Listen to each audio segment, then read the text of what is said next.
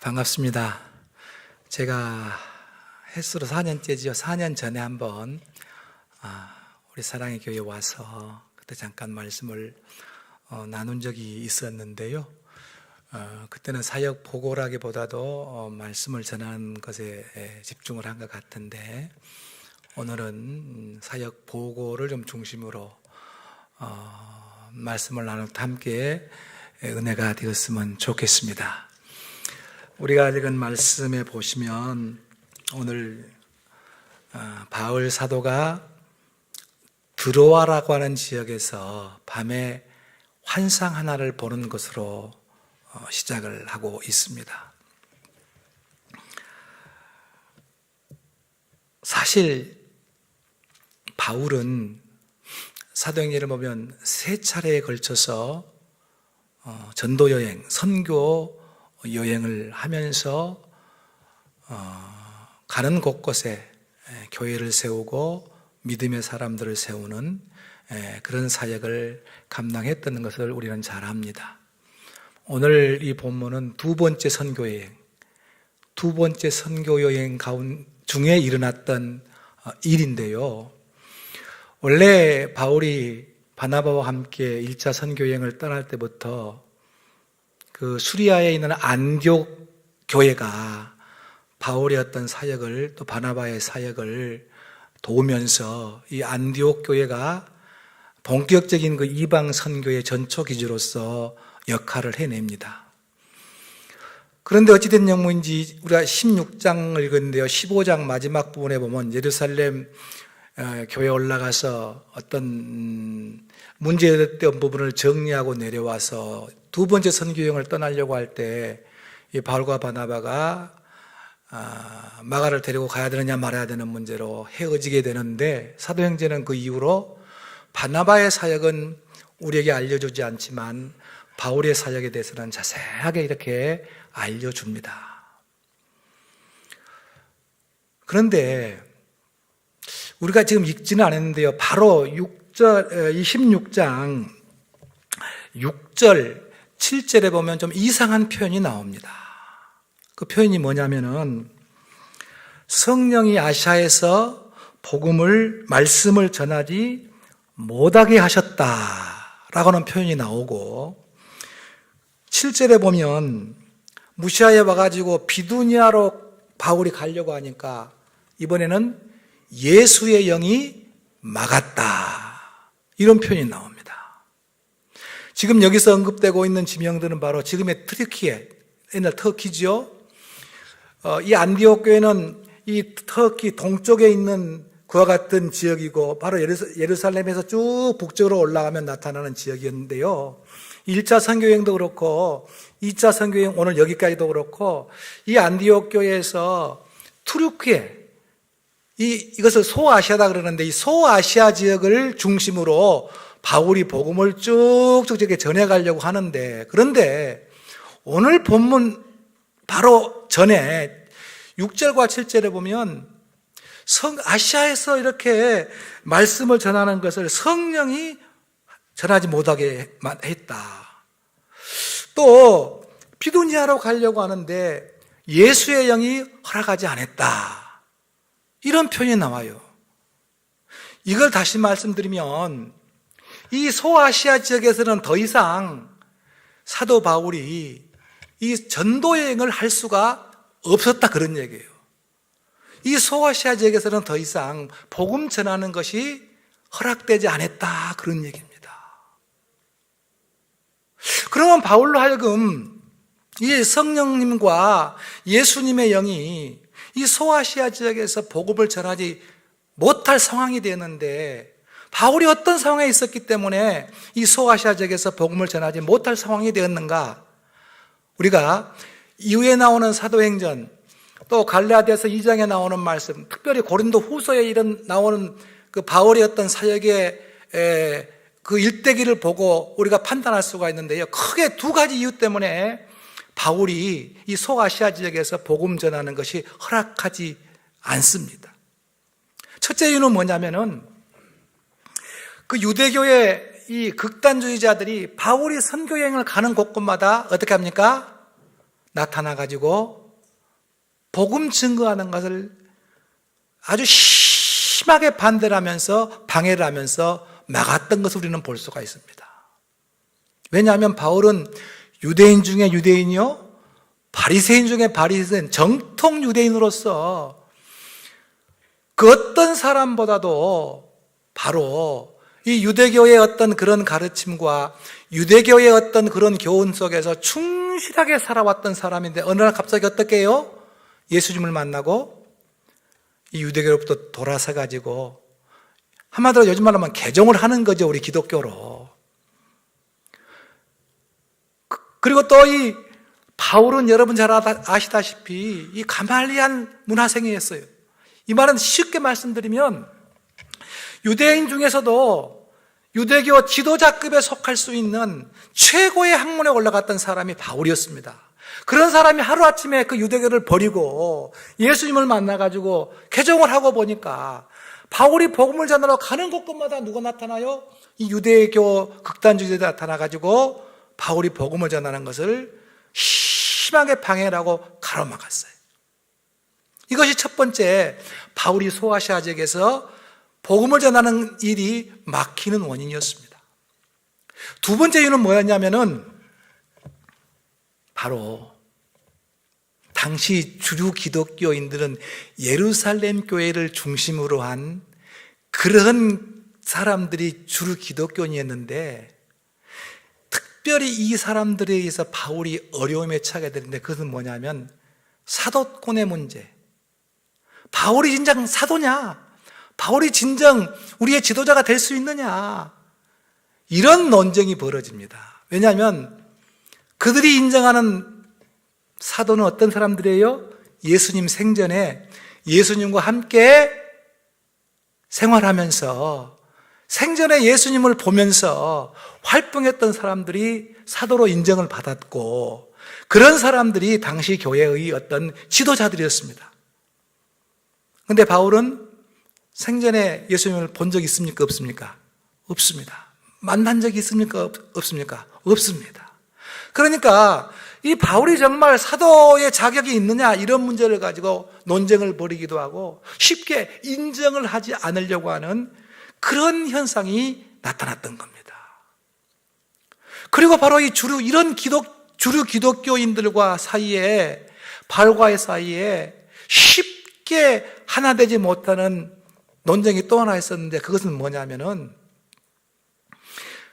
구약에서 얘기하는 율법을 인정할 것이냐 부정할 것이냐의 차이가 있었습니다.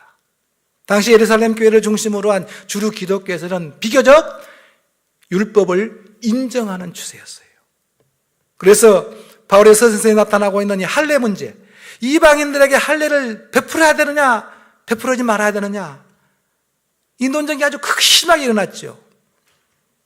그래서 주류 기독교인들은 유대교 전통을 따라서 할례를 베풀어야 된다 이렇게 주장했고, 바울은 아니 이방인들에게까지 무슨 할례를 베풀 필요가 있느냐, 이것이 아주 심한 논쟁이 돼서 여러분 바로 사도행전 15장은 이 문제를 해결하기 위해서 예루살렘 교회로 다 불러드립니다.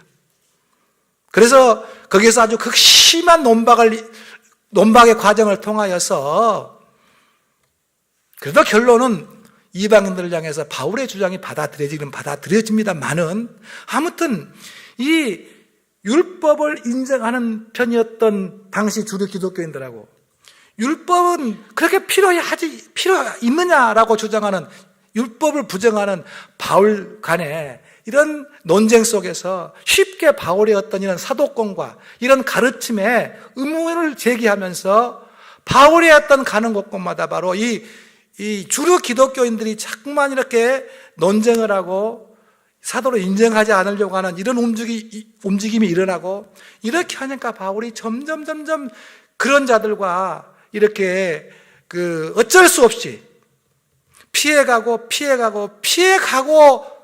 다다랐던 곳이 바로 이 드로아라고 하는 지역입니다. 이 드로아는 튀르키의 가장 서쪽, 에게가 바로 붙어 있는 가장 서쪽, 그래서 더 이상 동쪽에 있는 아시아, 소아시아에서는 바울이 복음을 전할 수 없는 이 상황을 성경은 성령이 소아시아에서 말씀 전하는 것을 허락하지 않았다. 예수의 영이 막았다. 지금 이렇게 표현하고 있는 거예요. 자, 그런데 우리가 오늘 읽은 말씀은 바로 이 드로아에서 바울이 밤에 뭘 봅니까? 환상 하나를 봅니다. 그 환상이 뭐였죠? 자, 우리가 목사님과 함께 읽었는데 그 환상이 무슨 환상이었습니까? 그 보십시오. 9절 보십시오. 밤에 환상이 바울에게 보이니 뭐예요? 마게도냐는 이제 바다 건너. 더 쉽게 말씀드리면 이제 아시아와 이 트리키의 서쪽이 소아시아고 이 서쪽이 뭡니까? 유럽이 시작되는 거예요. 요즘 말로 하면 유럽이 시작되는 거예요. 마게도냐는 바로 유럽의 첫 관문입니다. 이 마게도냐 사람 하나가 밤에 딱 환상에 나타나가지고 어떻게 해요? 어떻게 해요? 마게도냐로 건너와서 우리를 도우라. 우리를 도우라. 그러니까 곧바로 바울이 10절에 보면요.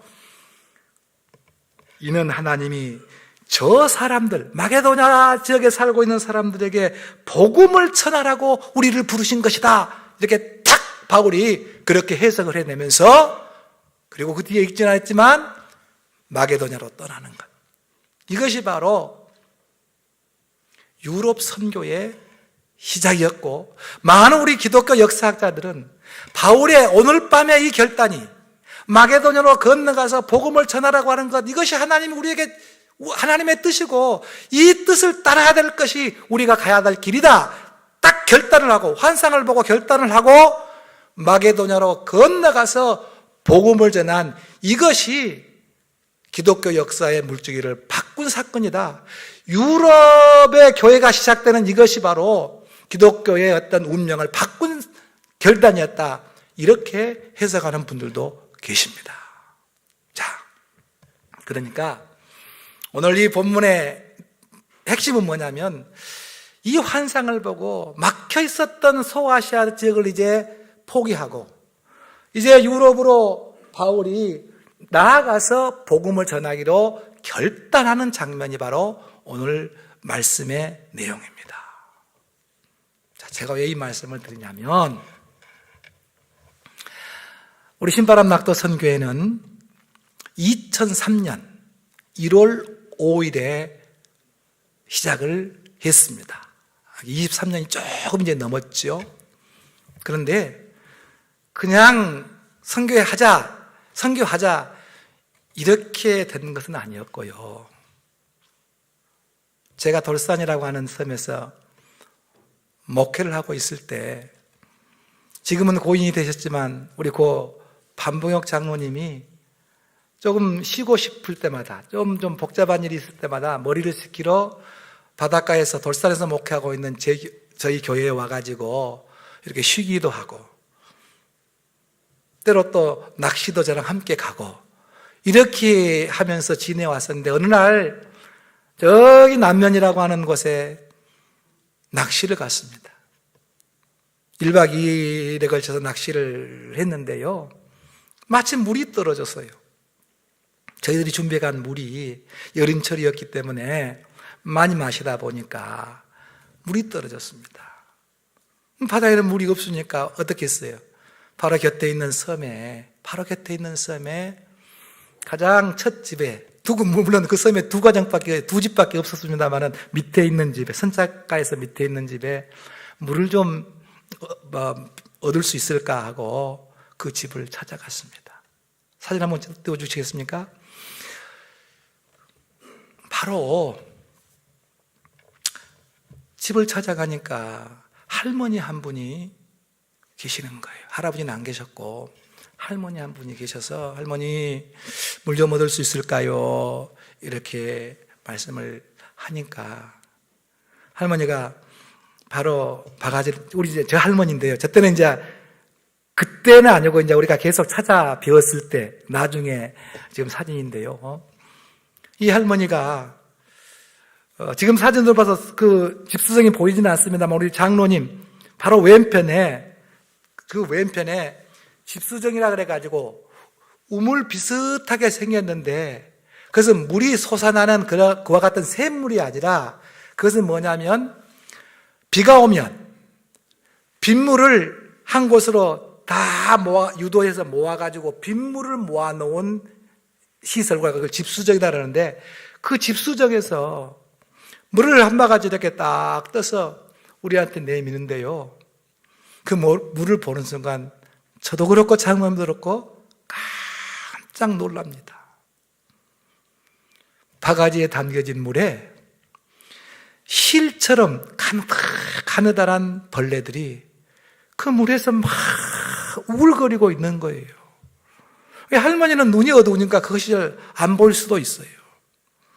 이 비를 받아놓고 무슨 소독을 하거나 이렇게 하지 않고 그대로 받아놓고 있다 보니까 그 물에서 그런 벌레들이 생겨가지고 할머니 눈에는 보이지 않지만 젊은 우리들 눈에는 그것이 우글거리는 것이 보였는데요, 그 물바가지를 보는 순간 저도 그렇고 장로님도 그렇고 깜짝 놀랐습니다.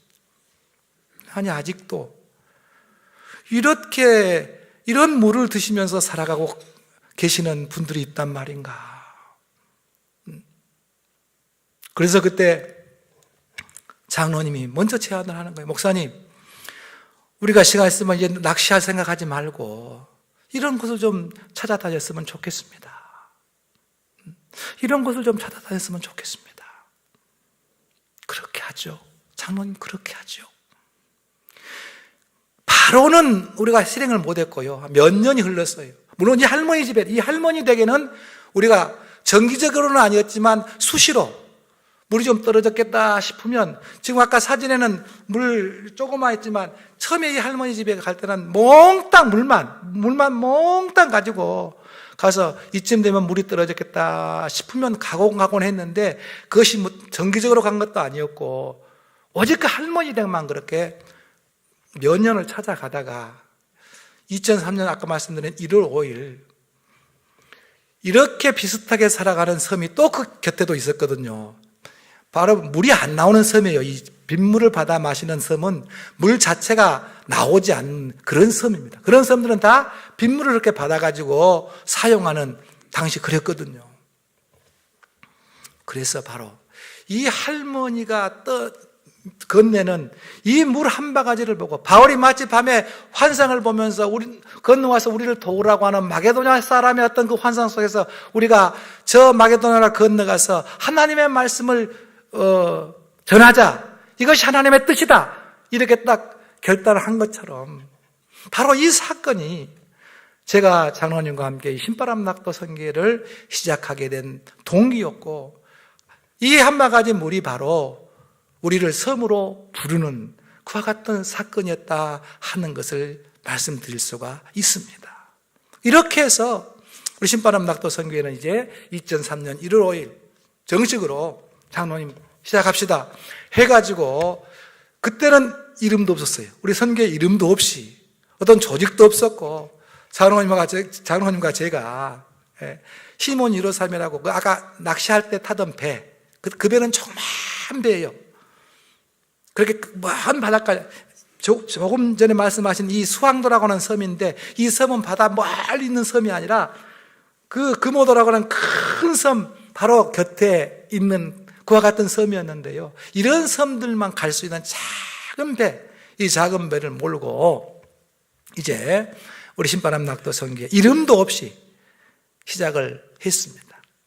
이름도 없이 한 4년을 이제 했는데요, 4년을 했는데 자꾸만 곁에서 이렇게 하는 것보다는 선교회 이름이라도 하나 만들고, 그리고 자꾸 이것을 알려야지, 이런 또 사역에 관심 있는, 이런 선교에 관심 있는 분들이 함께 하니까 아예 이름을 만들고 조직을 해서 시작을 해야 된다, 이런 말씀을 많이 해 주셔가지고, 또 저도 그렇고 장로님도 그렇고 또 맞는 또 얘기인 것 같아가지고 바로 2007년 1월 20일 여수에 있는 여수 선교교회라고 하는 교회에서 처음에는 예수사랑 낙도 선교회로 이렇게 이름을 붙여가지고 창립을 했습니다.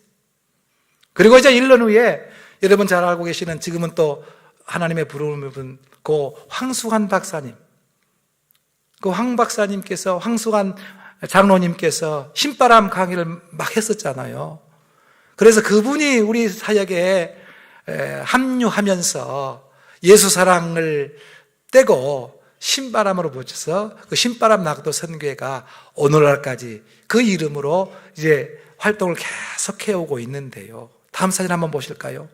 이 사진은 우리 신바람 선교회 초기 여러 가지 일이 있었는데 바로 이 섬은 광도라고 하는 넓을 광자를 써라고 너프리 섬, 광도라고 하는 섬인데요. 위치는 여수에서 거문도, 제주도를 가다 보면 중간에 거문도가 있고 여수에서 거문도를 가다 보면 거의 5분의 4 지점을 갔을 때 이 광도라고 하는 섬이 상당히 먼 바다에 있는 섬입니다. 이 섬을 갈 때는 아까 제가 말씀드린 153이라고 시몬 153이라고 하는 배로는 못 가요. 그 배는 너무 작아서. 그래서 당시 좀 큰 어선들, 이런 어선들을 빌려갔는데 여수에서 출항하면 한 7시간 정도 걸리는 가는 데만 그 섬입니다. 그런데 저 섬은요, 절벽이 사면 전부 다 온 섬 한 5.3km 정도 되는데 병풍처럼 이렇게 절벽으로만 되어 있는 섬이에요. 단지 저 입구 올라가는 길은 한 두 사람이 교회 마주쳐 지나갈 수 있을까 할 정도 좁은 길로만 이렇게 형성되어 있는 그런 섬인데 우리가 이 섬을 찾아서 갈 때는 5가정이 있었습니다. 이 섬에. 지금은 거의 무인도가 되었어요. 가끔 여름철에 이제 한 2가정이 와서 살기도 하는데요. 처음에 이 섬을 갔는데 이 좁은 길을 막아버린 거예요. 외진이 오니까. 그래서 이제 이 섬이 이제 높이 한 마을은 저 해안가에 있지 않고 저 배가 이 섬은 너무나 바다가 깊고 절벽이 심해가지고 지금까지도 선착장이 없어요. 사람이 만들어 놓은 선착장이 없이 저렇게 뾰족 튀어나간 저 바위에 겨우 배 하나 될 수 있는 그런 섬이고 지금도 이제 사람이 거기 살지 않기 때문에 아직도 선착장이 없는 섬인데 저 선착장에서 주민들이 거주하는 그 가정이 집들이 세워져 있는 거기까지 올라오면 한 100m 정도가 넘을 거예요. 그렇게 높은 곳에 마을이 몇 호가 이렇게 있었던 거예요. 그런데 저기를 가려고 하는데 처음에 길을 막아버려요. 그래서 우리는 교회에서 왔는데 신바람 선교회인데 정말 우리가 너무너무 소중하고 좋은 예수님을 좀 전하려고 이렇게 왔는데 예수라고 하는 얘기가 나오기 무섭게 더 이상 상종하지 못할 사람처럼 그렇게 돌아서 버리고 그렇게 우리가 그 길도 차단되어 버리고 결국 말도 나누지 못하고 처음에 가서는 돌아서야만 했습니다. 그러나 그 먼 길을 또 포기하지 않고 또 찾아갔죠. 한 4번 정도 찾아가니까 그 당시 이장님이 당신들 참 이상해요. 그렇게 막고 거부하면 안 올 법한데 당신들 이렇게 오는 거 보니까 이상하기는 이상해요. 그런데 우리는 예수 안 믿으니까 얘기 듣기도 싫으니까 다시는 우리 마을에 오지 마시오. 또 이런 반응을 또 보이는 거예요. 그때 또 우리 장로님 아시는 분들 계시겠지만 특유의 저돌적인 어떤 그런 뭐랄까, 영성이라 그래야 되는가요? 열정이라 그래야 되는가요? 그 말을 낚아채가지고 당신들도 정말로 예수를 알면 이런 반응은 보이지 않을 거예요. 하면서 이제 딱 그 말을 이렇게 잡아가지고 대화를 시도했는데 어찌어찌 해서 대화를 좀 하는데 그러면 이렇게 합시다. 그 이장님 이렇게 합시다. 앞으로 여기 혹시 오시려면 가스통을 가지고 오면 생각해 보겠다. 가스통. 아까 사진 가스통 있죠? 우리 장로님은 쌀을 메고 우리 팀원은 지금 가스통을 메고 있는데요. 가스통을 가져오면 한번 생각해 보겠어 하는 거예요. 가스통. 근데 여러분 저 가스통 저것이 가득 채워지면 몇 킬로인지 아십니까? 10킬로? 예? 45kg에서 50kg 정도 됩니다. 만땅 차면 저것이. 45에서 50kg 정도예요. 보기는 작게 보여도.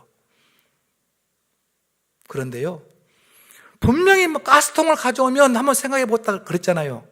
근데 가스통을 가져가도 생각만 하지, 생각만 했지 받아주지 않는 거예요.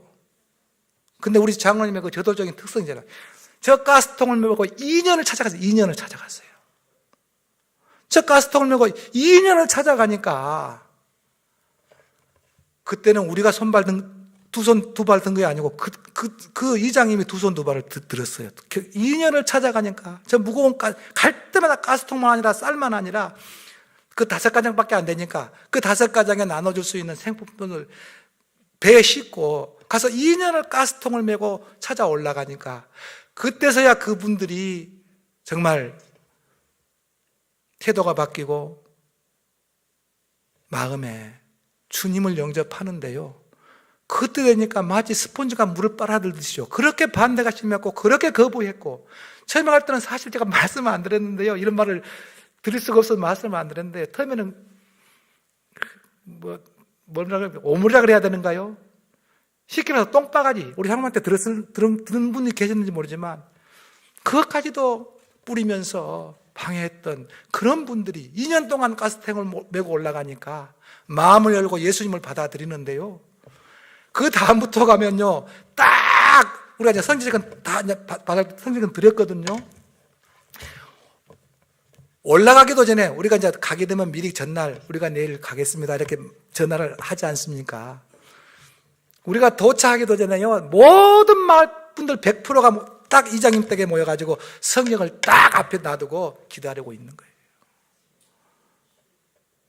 정말 그 현장을 보지 않으면 느낄 수 없는 이런 섬이었기 때문에 제가 지금 사진에 올렸는데, 바로 이 광도라고 하는 섬이 그렇게 하니까 마음이 열리는데, 한 번 열리니까 복음을 그렇게 받아들이고 모든 그 마을 주민들이 100% 예수님을 영접하고 받아들이고, 우리가 가는 날이 곧 교회고 우리가 가는 날이 예배하는 날이고, 그래서 모든 분들이 그렇게 예수님을 영접했던 섬이 바로 이 광도라고 하는 섬입니다. 여러분, 이렇게 전도하고 선교하다 보면은 때때로 그 복음을 받아들이지 않고 때로는 또 냉대를 당할 수도 있을 거예요. 그런데 상대방의 어떤 자세, 어떤 입장이냐가 중요한 것이 아니라, 상대방이 어떤 반응을 보이든 복음을 전하려고 하는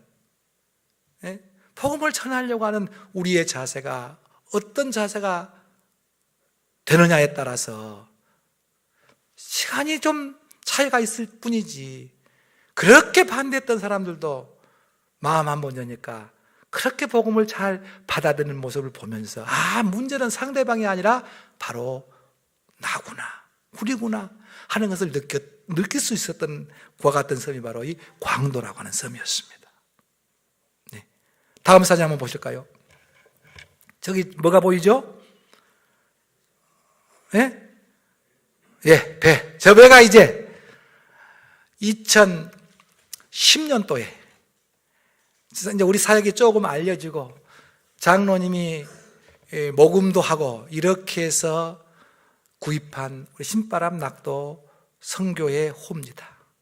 보기는 작게 보이지만 저 배가 8톤, 7.98톤, 8톤짜리 배인데요, 제가 왜 이 배를 띄웠냐면, 제가 장로님과 함께 왕집교회를 개척하고 건축까지 하고 제가 담임사역과 이 낙도 사역을 겸해서 쭉 이렇게 사역을 해오고 있었는데, 저 배를 2010년도에 구하고 저 배를 바로 제가 이렇게 조종을 하고 다녔는데요, 근데 2012년이 되니까 교회도 많이 부흥을 하게 되고, 우리 장로님이 또 이 선교 사역을 이렇게 활발하게 이렇게 알리고 이렇게 하다 보니까 저때 한 18개 섬을 우리가 여수에 있는 18개 섬을 순회하면서 이 사역을 했었는데요, 도저히 내 혼자 몸 하나로 담임 사역을 하고 낙도 사역을 감당하기가 어떤 물리적으로 한계가 왔습니다.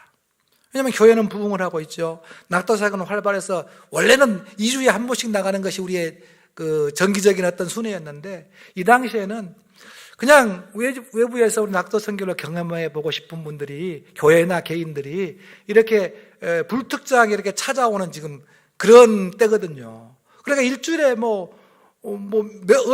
며칠 나가야 될지 모르는 팀들이 오면 팀들을 다 받아야 되니까 담임 사역이 도저히 안 될 것 같아서 제가 담임 사역과 낙도 사역 중에 한 가지를 선택해야만 되는 그와 같은 상황을 이전 저 배를 구입하고 2년이 흐른 후에 2012년도에 그런 상황이 되었는데, 바로 그때 저는 사실은 이 배를 몰 수 있는 분을 이렇게 구하고 이렇게 좀 알아보고 이렇게 하면서 접촉을 해 보니까 350에서 400을 달라고 하는 거예요, 한 달에. 아니, 그 돈이면 우리가 선교에 얼마든지 더 함께 할 수 있는 그와 같은 돈이었고, 그래서 이것은 담임 사역이라고 하는 것은 어떤 소양을 갖추고 어떤 자격이 되고 어느 정도의 어떤 훈련을 받은 분이면 할 수가 있는데, 이 배 조종이라고 하는 것은 바닷길을 알아야 돼요. 왜냐하면 이렇게 가끔 썰물일 때는 이렇게 바위가 바닷물 밖으로 드러나서 바위인 것을 알 수 있지만, 물이 가득 잠기는 밀물이 되면 그 바위가 보이지 않기 때문에, 그래 보이지는 않지만 그 바위가 물때에 따라서 많이 들어올 때는 괜찮지만 적게 들어올 때는 보이지는 않지만 그 수면에서 20cm 아래에 있을 수도 있고 30cm 아래에 있을 수도, 이런 상황이 됐을 때 배가 지나가면 자초가 되는 거잖아요. 근데 여수 인근에 그런 100개의 그런 여들이 종종 이렇게 있는 곳이 있습니다. 이 뱃길을 잘 알아야, 바닷길을 잘 알아야 돼요. 그래서 바다도 배가 가는 길이 있습니다. 저는 어릴 적부터 여수에서 바닷가에서 태어나가지고 나름대로 그 바닷길을 알고 있었고, 그리고 아까 말씀드렸지만 조그만 배를 가지고 낚시할 때도 이렇게 했었기 때문에 길을 비교도 잘 알고 있어서, 하나님께서 담임 사역보다는 낙도 사역으로 나를 부르는 것이구나 하는 것을 느끼면서, 바로 이 배 때문에 사실은 제가 담임 사역을 후배한테 넘기고 이 낙도 사역에 전념하게 되었던 그 이유가 바로 이 배가 있었기 때문에, 그리고 낙도 사역이 활발하게 그때 진행이 되고 있었기 때문에 제가 담임 사역을 내려놓고 낙도 사역에 전념할 수 있었다고 하는 그런 말씀을 좀 드리고 싶어가지고 저 배를 사진에 띄웠습니다. 그렇게 해서 저는 현재 낙도 사역에만 전념을 하고 있고요. 바로 이 장로님께서 2019년에 돌아가셨는데요. 하나님의 부름을 받으셨는데 가장 걱정은 이 낙도 사역이 중단될까 봐서, 이 낙도 사역이 중단될까 봐서 그 병상에서도 목사님 낙도 사역 중단하면 안 돼요. 낙도 사역 중단하면 안 돼요.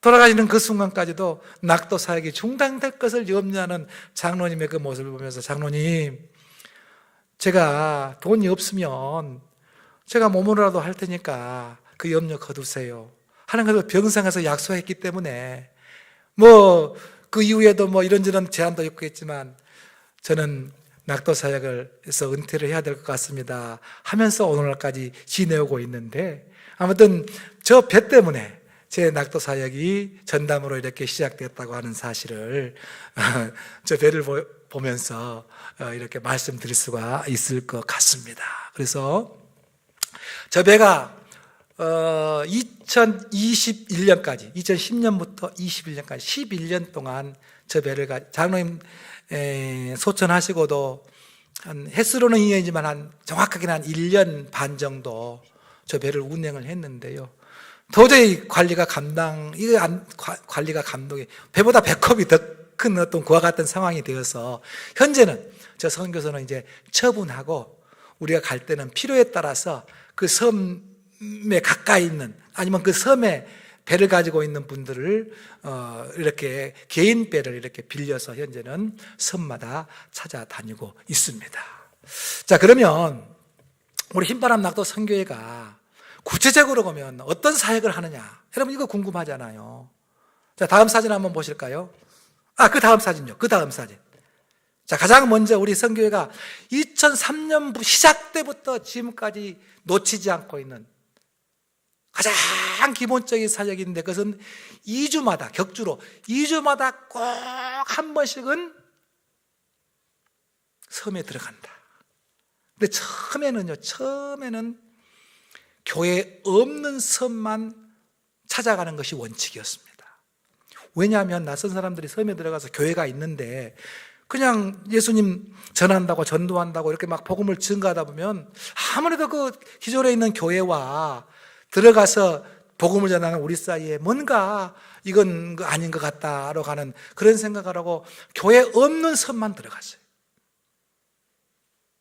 우리가 신바람 낙도 선교잖아요. 낙도는 어떤 섬 이름이 아니고 우리가 나름대로 정한, 그것은 뭐냐면 처음에 아까 물이 안 나온 섬이었으니까 물이 나오지 않고 전기 여객선이 가지 않고 교회가 없어서 복음을 듣지 못하고 마지막으로 문명의 혜택을 전혀 받지 못하는 작은 섬을 일컫는 단어가 바로 이 낙도라고 하는, 우리가 그렇게 정해가지고 이 네 가지의 조건이 충족되는 섬만 찾아갔습니다. 한 3년쯤 그렇게 이 네 가지 조건에 충족되는 섬만 찾아가다가요, 그야말로 어느 날 섬을 돌아오는데 쌀 2푸대, 이 당시는 10kg짜리는 거의 없었어요. 그 당시는 거의 20kg짜리 포대였습니다. 그 당시는 지금부터 한 18, 9년 전이니까요. 그때는 10kg짜리라서 20kg 쌀이었는데 20kg짜리가 2개가 남는 거예요. 그래서 지나가다가 가장 가까이서 딱 보이는 십자가가 보이는 조그만 섬이었는데, 십자가가 보이는 섬에 이 남은 쌀을 목사님 좀 드리고 가야 되겠다 싶어가지고 어떤 계획도 없이 쌀이 남아서 그 목사님 드리고 가려고 십자가를 보고 찾아갔습니다. 그래서 쌀을 가지고 딱 가서 계세요 하니까 나이가 지긋하신, 나중에 알고 보니까 그분이 75, 그러니까 이미 은퇴를 한 후에 그 마을 교회가 너무 작고 섬이 너무 작으니까 그 당시에도 후임자가 없어가지고 은퇴한 이후에도 75살까지 목회를 거기서 하셨던 할아버지 목사님이셨는데요. 나중에 이제 그분이 목사님인 줄 알았죠. 할아버지 한 분이 딱 나와요. 그래서 계세요 하고 딱 나오는데 딱 마주쳤는데요, 갑자기 그 할아버지가 막 그냥 우는 것이 아니라 대성통곡을 하고 우시는 거예요. 저희들이 깜짝 놀랐죠. 이건 무슨 일인고. 근데 잠시 있다가 또 할머니 한 분이 또 나오시는데, 나오자마자 또 목사님과 함께 막 우시는 거예요. 그래서 아니, 목사님 교회에서 나오니까 당연히 이제 목사님이니까 목사님 무슨 왜 이러세요? 이렇게 물으니까 한참 넓게 눈물을 흘리고 나서, 누군지는 모르지만 제가 저희 사모님과 함께 일주일간 쌀이 떨어져 갖고 일주일간을 지내왔는데, 혹시 주민들이 볼까봐 낮에는 못하고 밤에 한밤 깊은데 저 바닷가에 있는 데 가서 떠밀려온 다시마랄지 이런 먹을 수 있는 해초류들을 구해가지고 라면과 함께 끓여서 일주일째 지금 먹고 있는데, 저 쌀을 보니까 나도 모르게 눈물이 났다, 그 말씀을 하시는 거예요. 근데 쌀이 딱 보이니까 그렇게 우셨던 거예요. 그 이야기를 듣는 순간 또 망치로 머리를 빵 맞은 느낌이었어요. 아니, 지금도 꿈꾸고 계시는 목사님들이 있단 말인가. 물론 섬교의 열악함은 어느 정도 예상은 하고 있었지만 굶고 있다고까지는 생각을 전혀 못했었거든요. 그런데 일주일째 쌀이 떨어져서 굶고 있고, 쌀을 보자마자 그렇게 대성통곡을 하는 그 현장을 딱 보면서, 아니, 우리가 세웠던 그 원칙, 교회 없는 섬에 들어가고 교회가 없어서 복음을 아예 들을 수 없는 그런 기회가 없는 그런 섬에만 들어가려고 우리가 3년 이렇게 고집을 해왔는데, 이렇게 아직도 굶고 계시는 목사님이 계시는 섬교회가 있었구나 하는 것을 아는 순간 조금 생각을 바꿨어요. 교회에 있는 섬은 들어가되 준비한 물품과 전도용품은 모두 교회를 통해서 주민들에게 전해질 수 있도록 이렇게 하면 되겠다.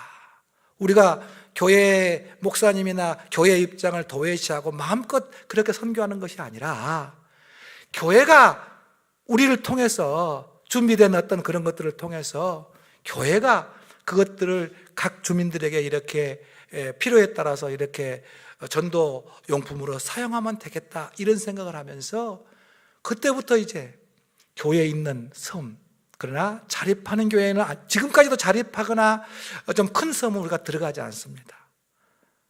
열악한 환경에 있는 그와 같은 교회가 있는 섬을 찾아가는데요.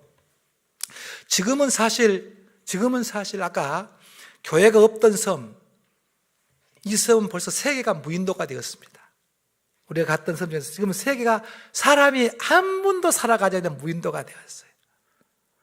지금은 교회 없는 섬은 2군데밖에 없어요. 지금은 우리가 가는 섬 중에서 나머지는 교회가 있는 섬. 그래서 지금은 이제 9개 섬, 10개 교회를 순회하면서 우리가 이 사역을 펼치고 있는데, 아까 사진에 나왔던 우리 낙도선교가 가장 중요하게 여기는 것이 뭐냐면 가장 먼저가 예배고 전도입니다. 자, 이것이 지금 현 교회의 상황인데, 이 교회는 원래 15분쯤 모였던 교회입니다. 이 교회요. 많이 모일 때는 15분쯤 모였던 교회인데, 지금 보세요. 지금 저 조끼, 녹색 조끼 입고 있는 팀들은 우리 팀들이거든요. 우리 팀 제외하면 몇 분이나 계시죠? 네, 얼른 보시면. 네, 4-5분. 정확하게 보셨습니다. 네. 그러면 15분 중에서 출석하던 분이 그냥 지금은 안 나오느냐? 그건 아니에요. 그건 아니에요. 15분 정도 출석했던 교회인데요. 1분, 2분 이렇게 하나님의 부르심을 받고 남은 교인이 현재 이 교인입니다. 제가 아까 목사님도 말씀드렸던가요? 이 9개 교회의 공통적인 기도 제목, 가장 현실적이고 절박한 기도 제목, 이 여러분 뭔지 아십니까? 목사님들의 공통적인 현실적이고 절박한 기도 제목은 우리 교우들 오래 살게 해주세요. 오래 살게 해주세요. 왜? 그분들이 앉았던 자리가 하나하나 비어갈 때마다 목사님들의 마음은, 목사님들의 생각은 아프기 그지없는 거죠. 보였던 분들이 안 보이고 자리는 점점점 비어져 가고, 이것이 현실적으로 실제적으로 보는 목사님들의 마음.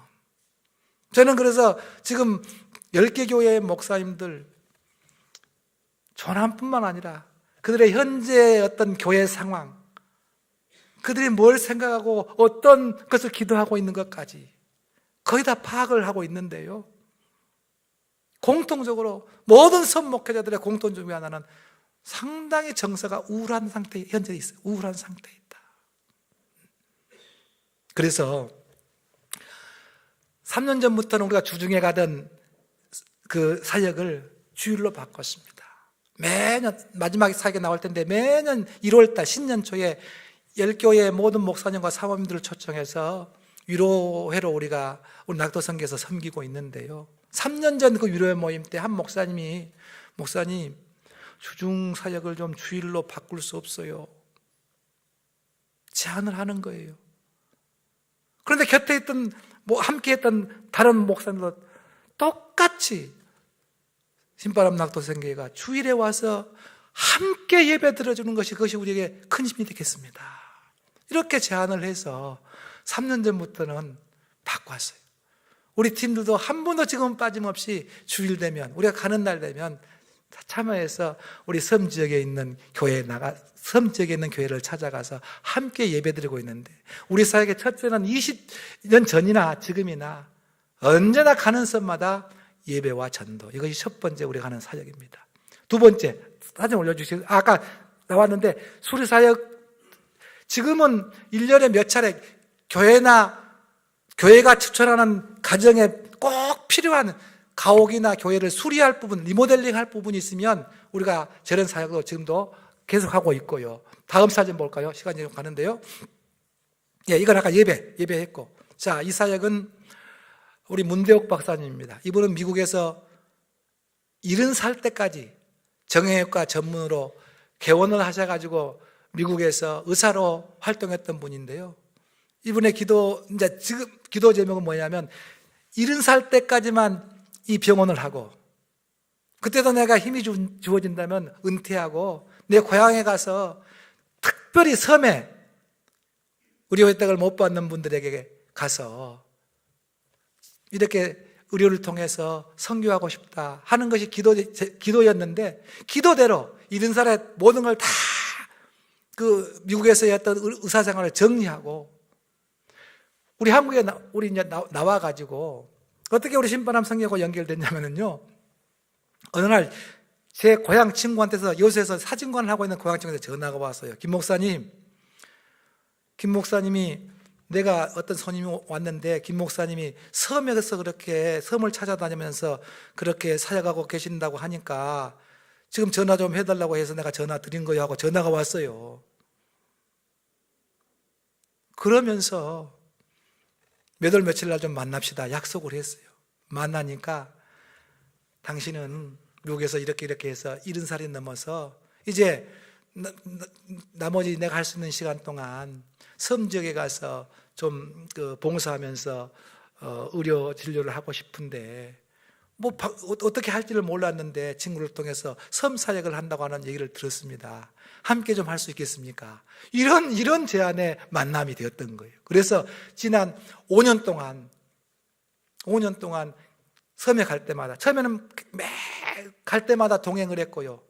이제 2년 전부터는 필요할 때마다, 주민들이 원할 때마다 제가 모시고 가서 특히 섬 할머니들 할아버지들이 관절이 안 좋아, 관절, 무릎이랄지 어깨랄지 경사진 곳을 젊었을 때 계속 오르내렸기 때문에 이 관절이 아주 약한데 바로 이 문대옥 박사님이 관절 세계적인 권위라거든요. 관절경에. 그래서 직접 이분이 주사하고 그렇게 하면서 치료를 해왔는데 아쉽게도 이제 5월달 다시 미국 집으로 가십니다. 또 하나님께서 어떻게, 전에는 또 한의사 선생님을 연결시켜줘가지고 의료 선교를 했는데 하나님께서 또 어떤 분을 보내주실지 아무튼 의료 선교를 계속해 왔습니다. 지금까지. 다음 사진 보실까요? 예, 이것도 의료 선교고. 자, 이것이 이제 바로 문화사역인데요. 우리가 꼭 개교회 워십팀이나 합창단들이 이렇게 섬에 가서 한번 이렇게 공연할 수 있는 기회를 이렇게 연결을 시켜가지고 섬교회, 이때는 이제 교회에서 하지만 전 주민들을, 우리가 하는 섬 아까 조그만 섬이니까 전 주민을 초청해가지고 어떤 이런 그 문화 공연을 우리가 펼쳐줍니다. 그리고 이제 이번에는 엊그제 19일 날 있었던 저 서울 옆에 구리를 중심으로 구리 지역에서 활동하고 계시는 예담이 여성 합창단이라고 하는 합창단인데요. 일부러 이분들이 오셔가지고 아까 위로회 때 10개 교회 목사님과 사모님들을 위해서, 여기 뭐 보는 분들은 조그만 하지 10분, 합해도 뭐 20분, 또 한 분 참석하는데 한 분들이 계시니까 우리 팀까지 해서 한 25분 보는데 그분들을 위해서 그 멀리에서 오셔가지고 이런 공연을 해주시는데, 될 수 있으면 제가 그 작은 섬에 1년에 한두 차례 정도는 이런 팀들을 모시고 들어가서 그 주민들을 상대로 해서 이렇게 이런 공연을 펼치는데, 작년에 교회는 우리 김재홍 목사님, 여러분 잘 알고 계시는 김재홍 목사님이 사역하고 계시는 서고지 교회, 물어보시면 아실 거예요. 참 좋은 교회 팀들을 모시고 와서 그 교회에서 이런 공연을 했었습니다. 네. 또 한번 보실까요? 자, 이건 사진이고요. 이렇게 우리 낙사역이 예배, 전도 사역, 그다음에 생필품을 이렇게 나누는 이런 구제 봉사 사역, 그리고 여기 사진에는 없지만 때로 이미용사들을 모시고 가가지고 어르신들의 머리를 이렇게 다듬고 잘라주는 이런 사역, 그리고 아까 말하는 수리사역, 의료사역, 문화사역, 이런 사역들을 통해서 선 주민들과 계속 접촉을 하고 있고, 바로 우리가 그 할머니, 비록 그 물에 그렇게 벌레들이 있는 그 물을 보면서 우리가 섬으로 가야 되겠다. 마치 바울이 오늘 환상 중에 건너와서 우리를 도우라라고 하는 어떤 그 환상 속에서 결단한 것처럼, 이 조그마한 사건이 우리가 섬에 가야 된다고 하는 어떤 그런 결단을 하게 만들었고, 바로 이 사역을 오늘날까지도 계속할 수 있는 그와 같은 이유가 되었다고 하는 사실을 말씀을 드리면서, 여러분, 저는 선교가 뭐 대단한 것이 막 어디 멀리 가서 어디 막 우리가 막 할 수 없는 일, 그런 부분을 감당하는, 나는 이것이 선교라고 보지 않습니다. 바울이 환상 속에서 그것을 하나님의 뜻으로 깨닫고 건너와서 우리를 도우라고 하는 마게도냐 사람이었던 이 부름을, 하나님께서 저 사람들에게 복음을 전하라고 우리를 부르신 줄로 인정한 거다, 이렇게 딱 결단을 하고 떠났는데, 직접 선교사로 이렇게 떠나지 않아도, 여러분, 오늘 여기서 신앙생활 하면서 마치 우리가 하나님 앞에 사도행전 1장 8절 말씀대로 오직 성령이 내게 임하시면 내가 권능을 받고 예루살렘과 온 유대와 사마리아와 땅 끝까지 이르러 뭐가 되라? 증인이 되라. 이렇게 말씀했잖아요. 근데 이 땅 끝을 여러분 꼭 지리적인 어떤 개념으로 이해해가지고 어디 멀리 가야 된다, 이것이 아니고, 복음이 필요한 곳, 아직 복음이 들어가지 않는 곳, 그곳은 여러분 어쩌면 부모님도 될 수 있고 자녀도 될 수 있어요. 복음이 필요한 곳이 있다면. 그런 복음이 필요한 곳에 우리 예수님을 증거하고 전하는 이런 결단 하나가 여러분 하나님의 뜻을 이루는 선교라고 하는 사실을 우리는 알아야 될 줄로 믿습니다. 그러니까 선교가 다 똑같을 필요도 없고, 어느 교회 하는데 우리는 왜 못하느냐, 이럴 필요도 없는 거예요. 복음이 필요한 곳에 그 복음을 흘려 보내는 것, 증인으로 사는 것, 우리가 이것만 분명하게 결단한다면 선교는 분명하게 오늘 우리의 삶의 현장에서도 이루어지는 것으로 여러분 믿어도 다른 거창한 것이 아니라, 아니면 마지막으로 어쩌면 땅끝은요, 아직도 복음에 의해서 완전하게 영향력을 못 받고 있는 내 인생 전체, 내 인격 전체가 될 수도 사실은 있어요. 아직도 내 인격 전체, 내 인생 전체 예수님과의 관계를 확실하게 맺지 못하고, 아직도 복음에 의해서 내 생각이 바뀌고 내 삶이 바뀌고, 그 복음에 의한 예수님과의 관계 속으로 더 깊이 들어갈 수만 있다면, 그런 여지가 나에게 남아있다면, 나를 완벽하게 복음으로 그렇게 복음을 받아들이는 그런 결단 하나도 여러분 선교일 수 있다고 하는 사실을 기억하면서, 복음이 필요한 것이 어디든지 누구든지 어느 지역이든지 아니면 누구 사람이든지 그곳에 복음을 흘러보내 갈 수 있는 그런 우리 사랑의 교회와 이 자리에 참여한 우리 모든 분들 되시기를 주님의 이름으로 간절히 부탁을 드리겠습니다. 하나님 고맙습니다. 우리 사랑의 교회에 와서 사역의 보고를 하면서 우리가 주님의 증인으로 산다는 것, 그것은 오늘 바울이 환상 속에 보여지는 현상을 통해서 하나님이 복음을 전하라는 것으로 인정하는 줄 알고 결단했던 것처럼, 복음이 필요한 곳이면 그 어디든 그 누구든 그곳에 복음을 전하는 증인으로 살아가는 그런 삶이 곧 우리의 삶이 될 수 있도록 인도하여 주시옵소서.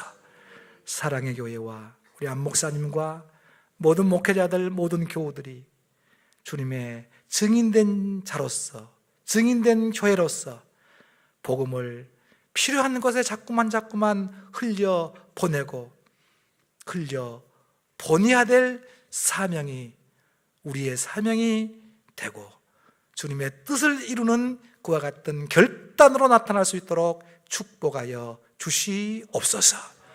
예수 그리스도 이름으로 간절히 기도하옵나이다.